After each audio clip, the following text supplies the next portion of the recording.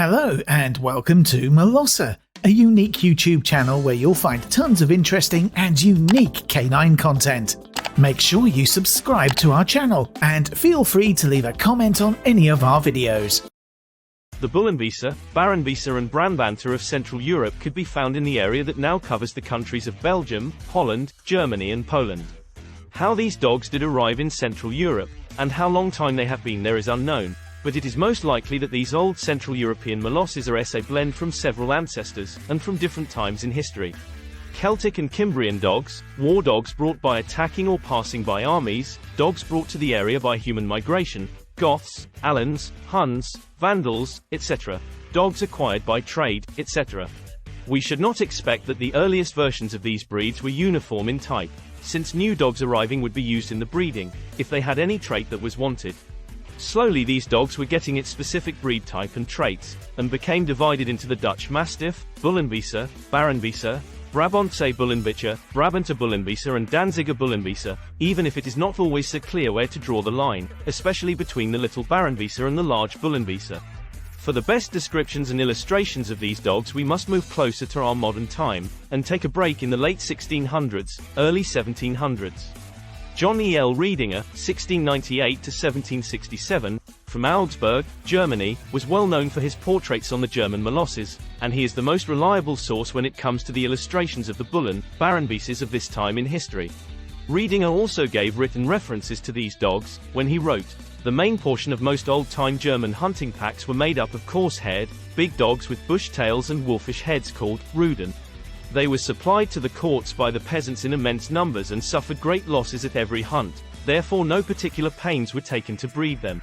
The Doggen and Bullenbeisser, however, knew instinctively how to tackle the game from behind and hold it in a way that kept them from serious injury yet gave the hunters time to reach the kill, therefore they were more valuable to the hunt and were accordingly highly prized and painstakingly bred. By this description we also learn that these dogs were used for hunting big game, and we can assume, by Riedinger's words, that these dogs were highly prized and painstakingly bred. That the dogs were kept more or less pure, else they would surely lose their desired and prized traits as hunting dogs. The dogs got their name Bullenbeisser, bullbiter, the same way the English bulldog got its name, through the work the dogs were used on. Baronbeisser, bear biter, are described as almost the same dog, somewhat bigger than the Bullenbeisser. They were used in hunting and fighting the Baron, brown bear. Probably were these two breeds, the Bullen and Baronbeisser, the same breed, only differing in size. Brabanter got their name from the province Brabant in northeast Belgium and was a smaller Bullenbeisser. An early 1800s German writer wrote that a different kind of Bullenbeisser, of medium size, were being established in Brabant. He tells us that these dogs were hunting and baiting bears, makes good watchdogs, had short noses with black muzzles, protruding lower jaws and was black and yellow striped in color. It is believed that it was not before the English bulldog came to Germany that the white gene was introduced to the Bullenbeisser. The Danziger Bullenbeisser got its name from the town Danzig, now Gdansk, in Poland, which earlier did belong to Germany. These Danziger Bullenbeisses was described as large, much larger than the Brabanter, and we can assume that the Danziger was more or less the same dog as the Baronbeisser. About 1875, Mr. Theo Bassett met one of these Dutch Mastiffs in Hamburg. He described the dog as standing not more than 71 centimeters, 30 in, at the shoulder and weighing 81.5 kilogram, 179 pounds. He made a rough sketch of this dog, showing that it has to be a long, low, massive animal, with vast bone, but short limbs, coat and stern both fine. All these were developed from the same ancestors, and although some were kept pure, due to their specific working abilities, we should expect that some interbreeding was done, and by Wynn's description we learn that the Dutch Mastiff was crossed with the British Mastiff. Today it is generally accepted that the smaller Bullenbeisser bred in Brabant, together with the British Bulldog, is the ancestor of the modern Boxer. The larger Bullenbeisser is believed to be one of the ancestors of the Great Dane.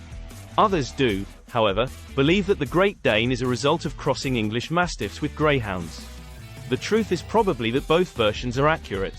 We know for sure that both the English Mastiff and Mastiff crosses was imported to Central Europe. In Britain they crossed the Mastiff with the Greyhound, and possibly the Irish Greyhound, Irish Wolfhound, to make swifter and more agile hunting dogs. These dogs never got any popular in Britain, but when shipped to Germany they soon found many admirers.